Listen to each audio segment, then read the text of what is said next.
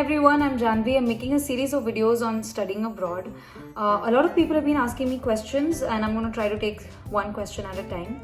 So today I'm going to be speaking about which countries are easiest to get a visa, and I'm going to speak with my experiences. If you need to have a more firm consultation, I think meeting a lawyer would be better. But this is out of my experiences with friends and colleagues who have gone to different places to study. So generally people apply to lots of countries including USA, UK, Germany and Australia, New Zealand. So there are a lot of places people want to go to.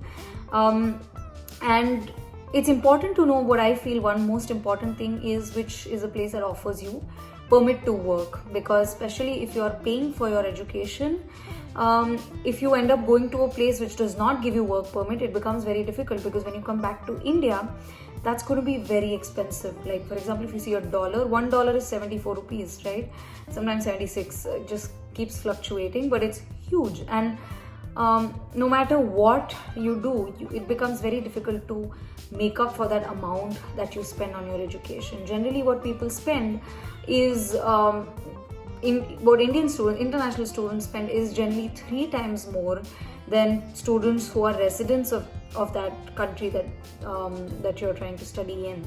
And even for the students of that country, the fee is pretty expensive. So just imagine, coming from India, it can get very expensive. So it's important to know which place you want to go to based on whether you get work permit or not. Now, one place that I've heard of, which is on the top of my list, is Canada, because they are accepting students and they have a clear-cut policy in a lot of courses. If you take a 2-year course, you get 3 years of work permit. If you take a 1-year course, you get 1 year of work permit.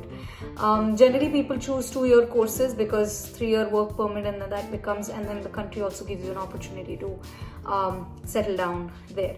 So a lot of students, and not necessary, you don't have to go for a master's course or something. I've seen a lot of students going for a diploma course, which is comparatively cheaper from what I've heard, and also easier to get admission in. And there are a lot of courses that are offered from lots of universities abroad, specifically Canada. And I think IDP is a good source. It's an organization which gives free counseling in the beginning, and then it gets like a percentage, I believe, from the admission after you get there. So you can just Google IDP in your town and see if that's your serious goal of, say, going to Canada and picking a course that you like and being able to work there if you feel like you don't have a great future in India.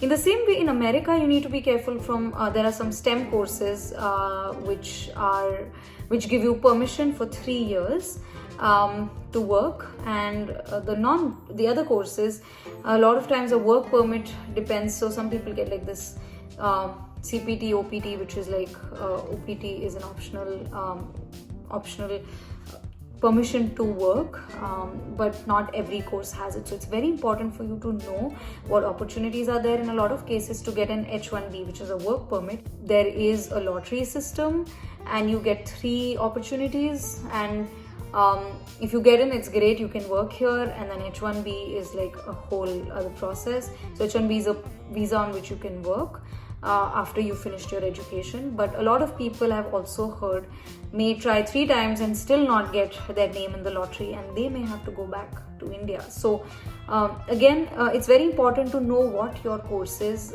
unless it's fully funded. If it's funded, then it's fine. You can come here, study, and then go back to India, because you don't have loans on your head. And sometimes, it just feels okay to, right now I'll take the loan and pay it off. But I've seen a lot of students also struggle. Like some people, I've known like 2-3 people who've gone to London, and they said that the course will, they go through an agency, and the agency says you may get an opportunity to work there if someone hires you, and the students think, oh yeah, I'm going to get hired, and then they just end up going and not get hired.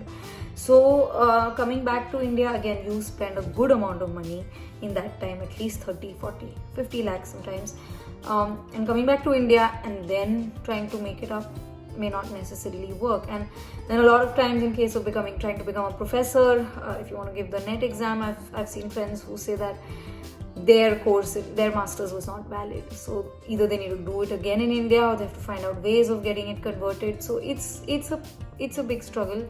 So easy when it comes to getting a visa more easily, I believe Canada is good. New Zealand, I've heard, is nice. Australia, these places are more easy as compared to UK, very hard, and USA, possible but difficult. So I think just try to make a wise decision. And especially when you're I can understand, especially students who come from backgrounds where nobody's gone abroad, they don't have older siblings who've had an experience before. I was in a similar position as yours, and that's why I had decided that I'm, unless and until it's funded, I'm not going to be studying abroad. So I can understand the situation you're in.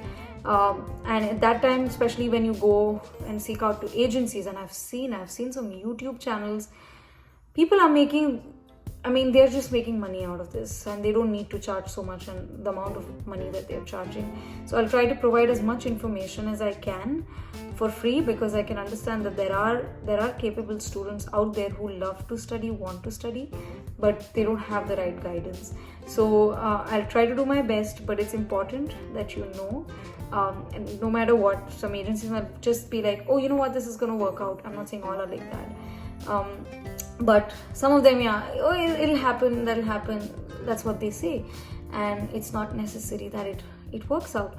So very, very important that you are very critical no matter what they say. Oh yeah, you may get a work permit. No, what's the guarantee?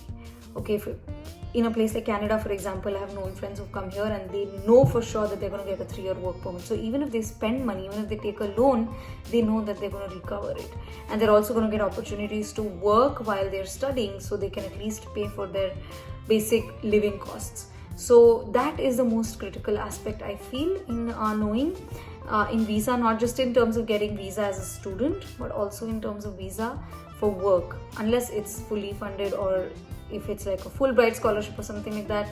That is great. You can go abroad, study, and then get back without having the burden of the financial burden of having to pay that off. And if your intention is to work abroad or to find a good job abroad, then making sure that either your course is such, like certain courses in a lot of countries may be more accepted than others. So either your course is like that, or the country is open, like Canada, to having students, and if they find good people, they are willing to also give you the permission to work there. So I hope you make a wise decision. If you have any other questions, let me know in the comments below.